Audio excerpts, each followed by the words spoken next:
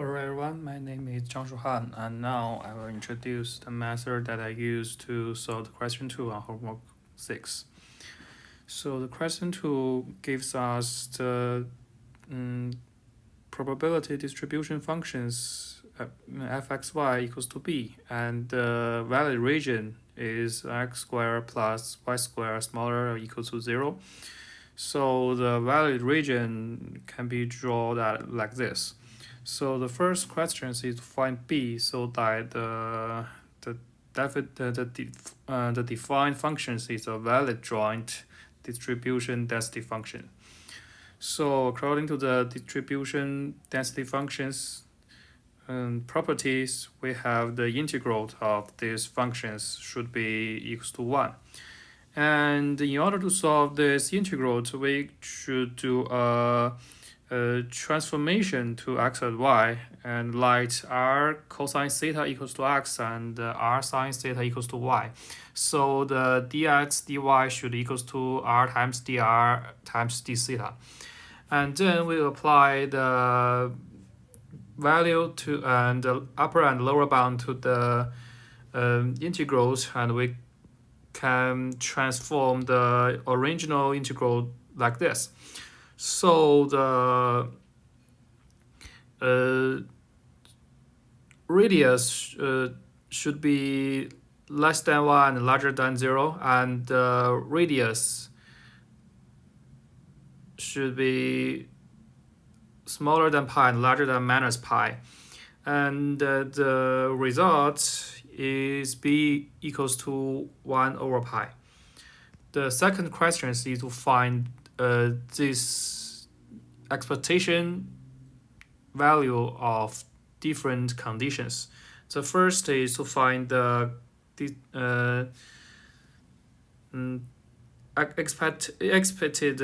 expectation of x. So we just apply the equations, which is x times distribution functions, and we do the integral to both x and y. Since and now we need to find the upper and lower bound of y. And since it's a circle region, the upper bound should be square root of 1 minus x squared, and the lower bound should be minus square root of 1 minus x squared. And then we got these functions.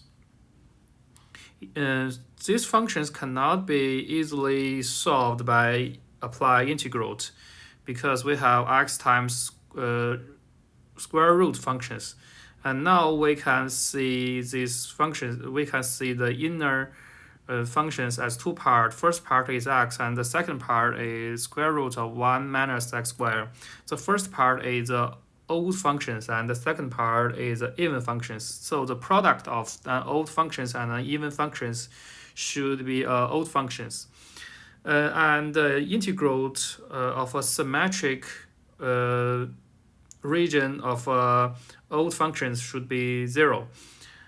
And as a result, the expectation of x should be 0. And second, we need to find the expectation of x under the condition of small y. And we also apply the expectation equations to this conditional probability, and we got this.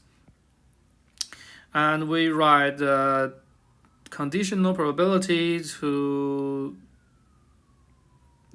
these functions, and then we need, since we have the x is odd functions and fxy is x times fxy is odd functions according to the results solved above, and now we need to find fxy. So the fxy can be get from the integral of fxy to the y. So we got fx equals to this, which is also even functions. So the whole functions of expectation of x under the condition of y is old functions, and old functions and the integral of old functions should be 0. So as a result, we have the expectation of x under the condition of y also equals to 0.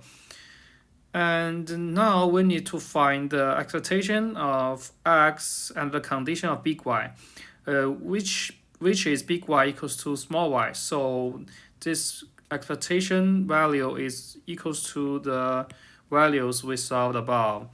And then we need to find the expectation of big Y. According to the symmetric probability, which the expectation of big Y is equals to the expectation of big X. So the result should be 0. And also we can get the expectation of big Y and the small x should be 0. And the expectation of big Y under the condition of big S also equals to 0. And finally, we are going to find the expectation of big X times Y. We apply the expectation equations, which is b times x squared, and do the integral to both x and y. So we choose the upper and lower bound of x and upper and lower bound of x equals to +1 to -1, and the upper and lower bound of y should be like this. Since y is odd functions and the integral region is a symmetric region, so this part, the integral of this part should be 0. And the total integration should also be 0. And we finally will get the expectation of x times y should be 0. And finally we are going to prove or disprove x, y are uncorrelated. So by the definition for correlated, which is expectation of x times y should be expectation of x times expectation of y. So according to the question B, we calculate the expectation of xy equals to 0, and expectation of x also equals 0, and expectation of y also equals to 0. So the expectation of x times y equals to expectation of x times expectation of y. So it satisfies the definition of uncorrelated. So x, y are uncorrelated.